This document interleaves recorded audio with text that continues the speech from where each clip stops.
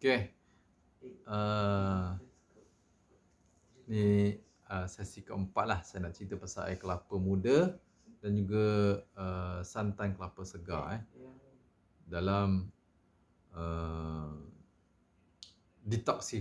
detoksifikasi ataupun menyah toksin tubuh dan sel kita daripada bahan-bahan buangan sampah sarap yang berkumpul dalam darah kita, dalam sel kita, bahan-bahan toksin, radikal bebas,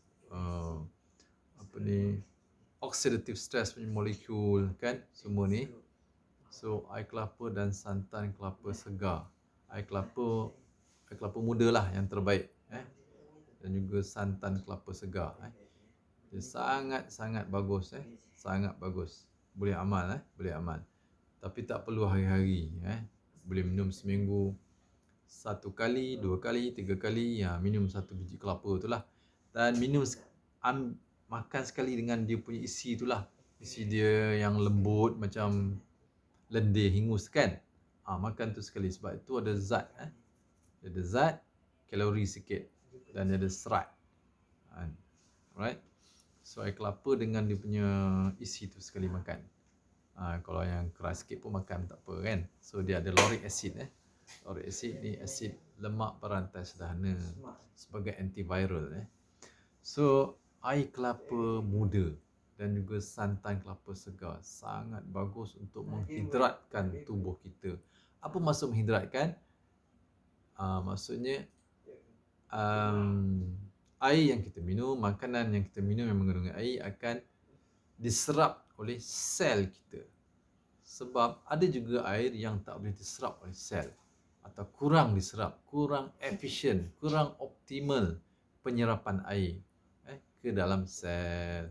Jadi kita minum air banyak tapi tidak menghidrat. Menghidrat ni maknanya membasahi sel, maksudnya air tak masuk sel. Jadi sel kita perlukan air untuk mekanik dia, untuk metabolism, tindak balas berenzim, biochemical pathway dalam sel kita memerlukan air. Memerlukan enzim mesti ada air. Kalau tak ada air tak berlaku. Proses untuk menguraikan kalori jadi tenaga tak berlaku tanpa air. Tapi mesti air yang berkualiti, yang menghidratkan, yang life water. Life water ataupun air structured water. So air kelapa ni lah air yang sangat menghidratkan sel sebab dia ada kandungan elektrolit yang dari segi kuantiti dan kualiti dia yang optimal. Seimbang dan optimal. Seimbang untuk darah kita lah. Jadi dia punya kepekatan amount elektrolit dalam air kelapa ni ada sodium, potasium, magnesium, zinc dan unsur-unsur mineral surih yang lain jugalah sikit-sikit. Ini sangat penting untuk homeostasis cecair dalam tubuh kita. Homeostasis untuk maintain homeostasis cecair dan elektrolit dalam tubuh kita. Kan? Alright. So potasium di dalam sel, sodium di luar sel. Ini mesti dipelihara konsentrasi yang tepat, yang lebih kurang tepat. Dia ada range yang sempit. So kita kena bagi input yang cukup, sodium dan potasium, dan ada magnesium. Kalau tak ada magnesium pun tak bermanfaat. Dia mesti ada sodium dan potasium. Bukan potasium saja, tak ada sodium. Takut makanan kau boleh nak cari makanan tak ada sodium langsung. Itu salah tak betul. Dari segi sains pemakanan tak betul. Kita nak maintain homeostasis fungsi tubuh kita, sel kita, mesti ada semua elemen elektrolit, sodium dan potasium. Kita nak tekanan darah kita yang optimal, bukan tinggi sangat atau rendah sangat. Gula pun yang optimal, range normal, bukan tinggi sangat, bukan rendah sangat. Begitu juga kolesterol, lemak, asid urik, semua ni ada manfaat, ada fungsi, ada tugas dia dalam tubuh kita, dalam sel kita, organ, tisu, kan? Semua ada tugas dia. Right? So sebab tu kita minum air kelapa muda sangat berkesan untuk detox sebab dia menggerakkan sistem. Sistem pengangkutan mesti perlukan air yang berkualiti yang menghidratkan sel. Jadi air kelapa mempunyai peranan yang sangat penting untuk menghidratkan sel, sangat optimal. Di samping dia pun ada antioksidan dan anti radang lah, kan. Tapi dia tak ada macam herba, bahan bioaktif. So jangan risau, jangan takut nak minum air kelapa. Kata minum air kelapa ni boleh jadi beginilah, begini. Semua tu dari segi sains makanan tu tak berapa betul. Cuma mungkin ada setengah orang dia ada kesan-kesan tertentu disebabkan makanan dia tak seimbang. Kalori lah, kan. Tak cukup zat tu lah, tak cukup deficient zat ni, zat tu, kan. Kita kena cukup.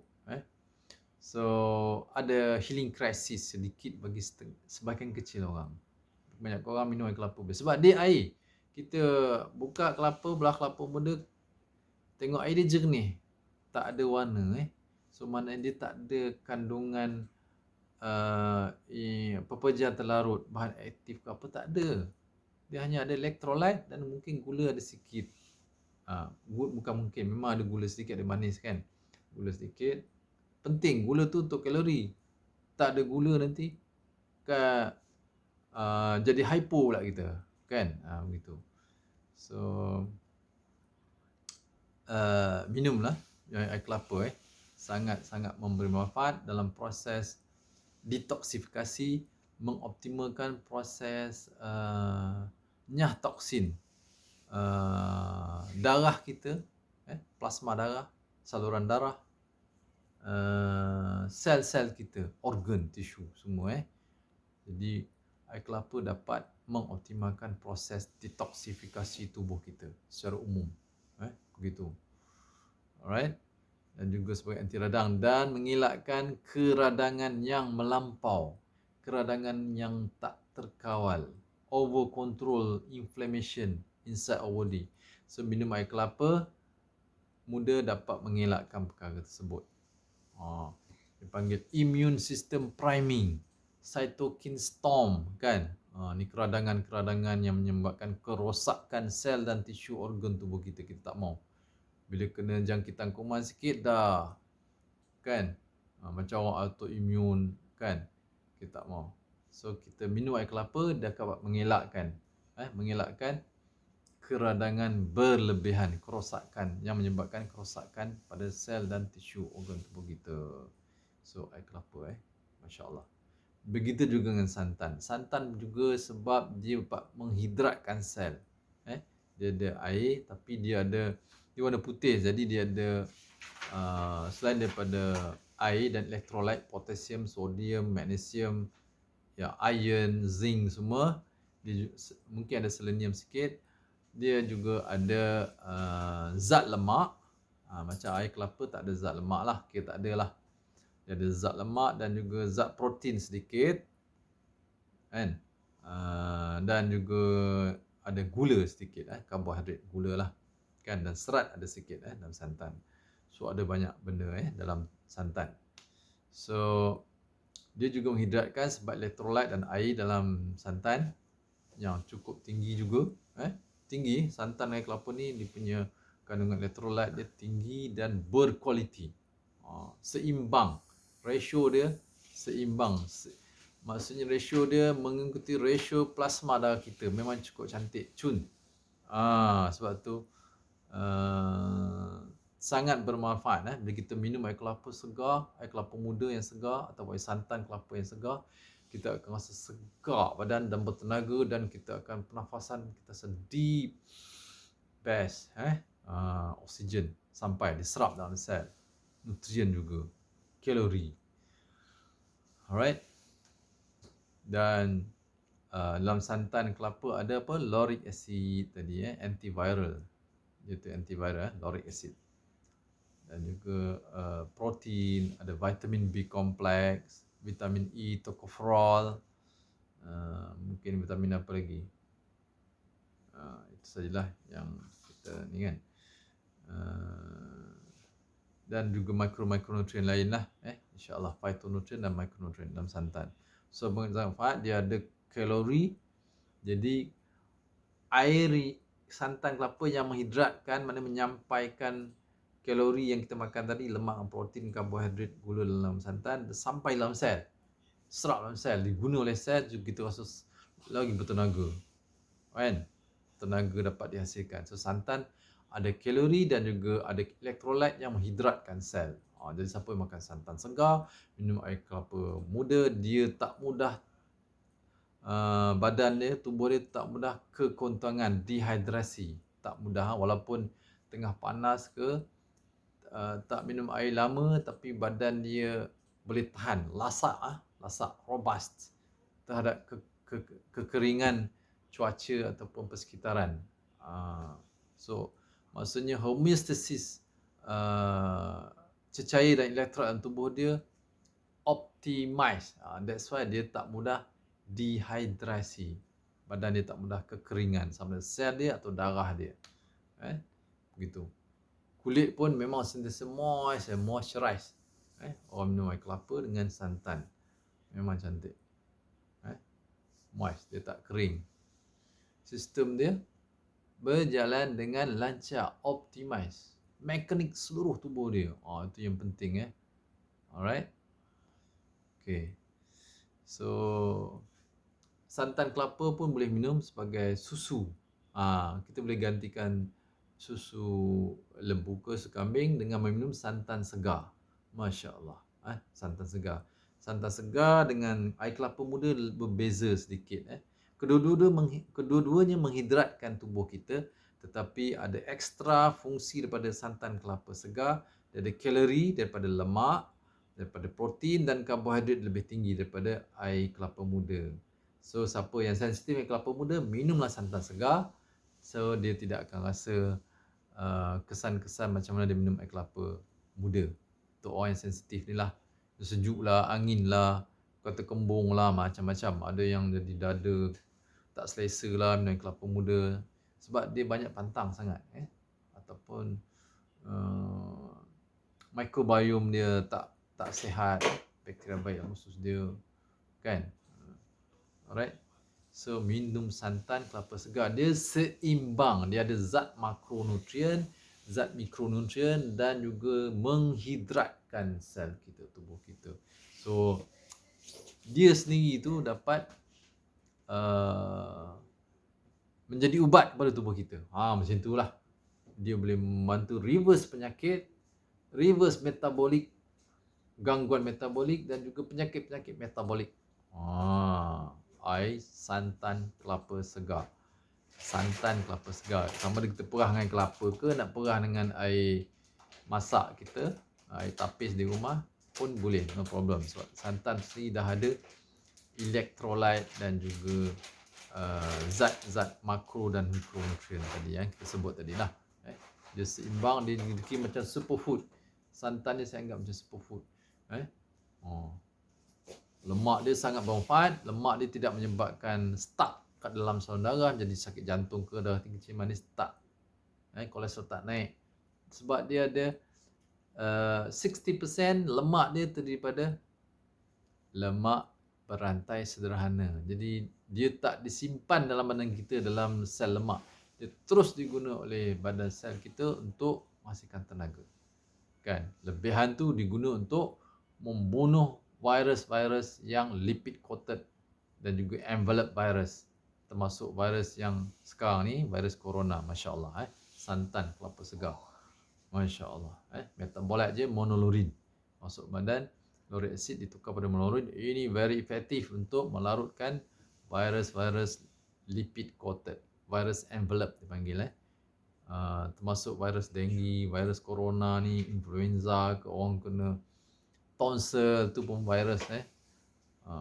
Banyak virus-virus yang menyerang saluran pernafasan, banyakkannya virus yang envelope virus. Alright, insya-Allah. Dan dia boleh boost sistem imun juga, detox, dan mengelakkan keradangan melampau. Sama juga dengan air kelapa. Sebab apa? Sebab dia menghidratkan sel kita. Bila dia menghidratkan sel, dia akan menyampaikan nutrien, oksigen kepada sel, dan dia juga bila dia masuk sel air tu, dia akan mengeluarkan bahan kumuh, toksin, radikal bebas, oxidative stress, molekul semua dikeluarkan dan dibawa ke organ perkumuhan dan disingkirkan keluar. Itu maksud air yang menghidratkan sel. Dia menyampaikan, maksudnya badan kita boleh guna nutrien, zat pada makanan boleh guna, dan hasil pembakaran kalori itu menghasilkan bahan-bahan toksin, asid, kan, dia dapat dineutral dan dikeluarkan, disingkir, dinyahkan, detox. Itu maksud penghidratan. Masya Allah. Jadi maksudnya cycle sel, mekanik sel kita, metabolik sel kita komplit. Dia bukan separuh. Dia guna, lepas tu melonggok dalam sel tu, melonggok dalam darah. Toksin-toksin dumping. Kan? Bahan-bahan toksin, bahan-bahan kumuh. Jadi penyakit bagi dia keradangan. Yang jadi keradangan yang melampau. Immune system priming lah, cytokine storm lah. Tak kira lah apa sebab sekalipun. Kan? Jadi kita optimize sistem kita dengan air kelapa, dengan santan kelapa segar. Masya Allah. Sangat-sangat memberi manfaat pada tubuh. Kita rasa lah. Dan kita tak akan gemuk makan santan segar. Dia akan menguruskan, malah menguruskan. Bukan kurus lagi, makin kurus. Tak. Dia berisilah badan kita. Berisi. Dia tak terlalu gemuk, tak terlalu kurus. Jadi badan kita seimbang, optimize. Cantik lah. Begitu. Alright. Minumlah santan segar dan air kelapa muda segar. Sekali seminggu ke, 2 kali seminggu, 3 kali seminggu. Tapi tak perlu hari-hari, kan? Dan kita akan kenyang, kan? Sebelum puasa nanti, boleh amalkan air kelapa dan juga santan kelapa segar. Boleh dibuat cendol. Tapi guna cendol yang bukan pewarna lah, daripada air daun pandan yang sebenar. Guna tepung beras, kan? So, insyaAllah dia akan sangat manfaat dan kita akan puasa dengan bertenaga, tak ada rasa lemah. Kita boleh hidupkan bulan Ramadan kita, kan, sepanjang insya-Allah selama 30 hari, kan. Sembahyang tarawih tak letih, tak ada rasa hypo, pening ke apa ke, tak ada. Right, insya-Allah. Semoga manfaat insya-Allah. Kita dapat amalkan perkara yang baik, yang manfaat ni, insya-Allah kita dapat amalkan. InsyaAllah. Assalamualaikum warahmatullahi wabarakatuh.